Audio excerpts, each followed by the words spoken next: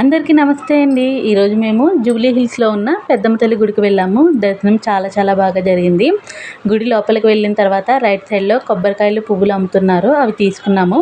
కొబ్బరికాయ కొట్టేసి లోపల దర్శనానికి వెళ్ళాము. దర్శనానికి వెళ్ళి వచ్చిన తర్వాత రూపాయి కాయిన్స్ నిలబెట్టాము. మనం ఏదైనా కోరుకుని రూపాయి కాయిన్ నిలబెడితే అది ఆ కోరిక తీరుతుందని అందరికీ నమ్మకం. నాకైతే 3 కాయిన్స్ నిలబడ్డాయి. దర్శనం చేసుకున్నప్పుడు పంతులు గారు ఈ గాజులు ఇస్తున్నారు అందరికీ. నేను 3 సార్లు దర్శనం చేసుకున్నాను, 3 సార్లు గాజులు ఇచ్చారు. నాకు చాలా సంతోషంగా అనిపించింది. గుడి దర్శనం చేసుకున్న తర్వాత లెఫ్ట్ సైడ్లో పక్కకు వచ్చేస్తే ఇక్కడ నాగదేవత ఆలయం ఉంది, అది దర్శనం చేసుకున్నాము.